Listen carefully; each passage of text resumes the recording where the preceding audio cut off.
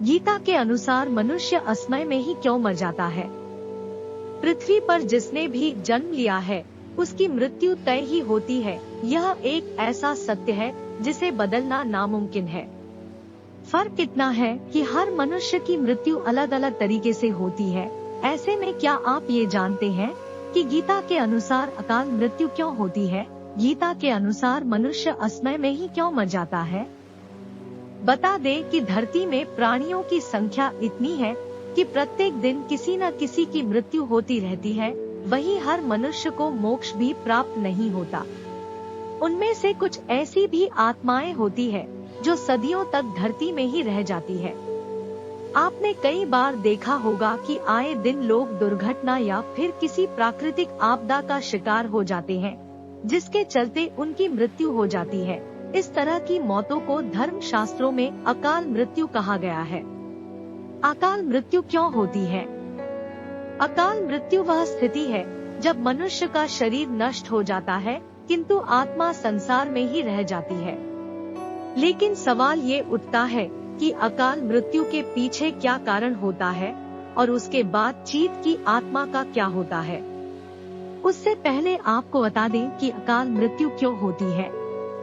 गरुड़ पुराण के 7 अध्याय में उल्लेख मिलता है कि यदि कोई प्राणी भूख से तड़प तड़प कर मर जाता है या फिर जहरीला पदार्थ सेवन करने से या फिर पानी में डूबने से अगर किसी इंसान की मौत हो जाती है तो ऐसे मनुष्य को अकाल मृत्यु की श्रेणी में रखा जाता है।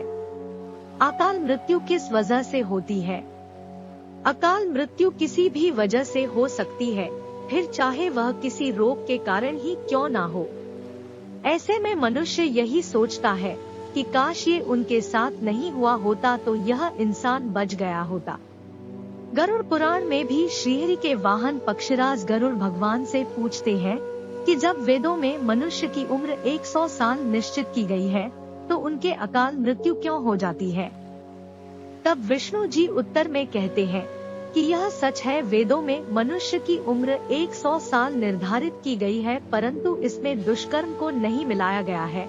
यानी हर व्यक्ति की मृत्यु तभी होती है जब उसके पास धर्म कार्यों के लिए शक्ति नहीं होती है या फिर उसका शरीर उसे धर्म कार्य करने की अनुमति नहीं देता। इसके साथ ही जब कोई व्यक्ति अपनी इच्छा से धर्म कार्यों को त्याग देता है तो धरती पर उसके जीवन अवधि कम होती जाती है। मनुष्य की उम्र भले ही 100 साल हो, लेकिन अपने कर्मों के माध्यम से वह अपनी उम्र को खुद ही नष्ट करता चला जाता है। धर्म व वेदों का ज्ञान न होने के कारण व्यक्ति जान ही नहीं पाता कि वह कब कुकर्म करता चला जा रहा है। अब बात आती है कि अकाल मृत्यु के बाद आत्मा का क्या होता है।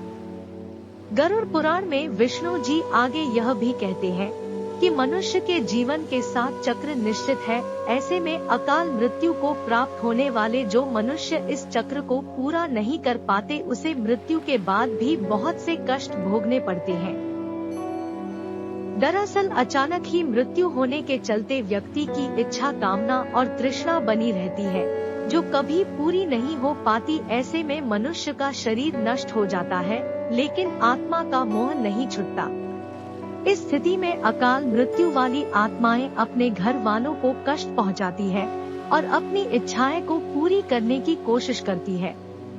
बता दें कि गरुड़ पुराण में बताया गया है कि प्राकृतिक रूप से मरने वाले व्यक्तियों को 3, 10, 13 या 40 दिन में दूसरा शरीर प्राप्त हो जाता है, लेकिन अकाल मृत्यु के बाद आत्मा पहले भूत, प्रेत, पिशाच, कुष्मांडा, ब्रह्मराक्षस, बेताल और छत्रपाल योनि में भटकती रहती है।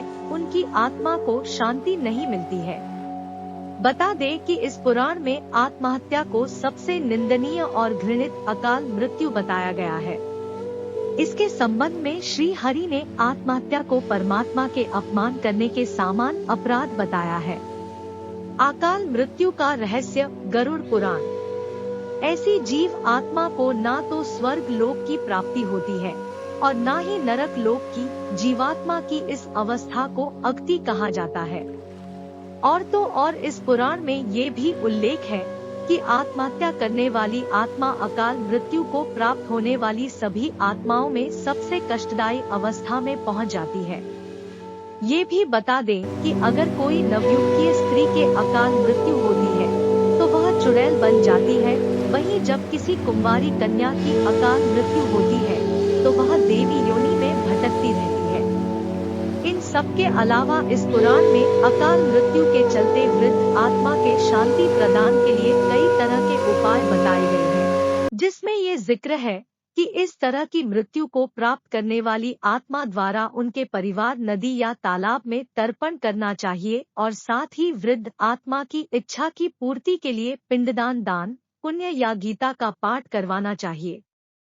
यह सभी कार्य कम से कम 3 वर्षों तक करते रहना चाहिए। इसी के साथ ही वर्षीय आने पर भूखे ब्राह्मणों, अनाथ बालकों को भोजन भी कराना चाहिए ताकि मृत आत्मा को जल्द से जल्द मुक्ति मिल सके।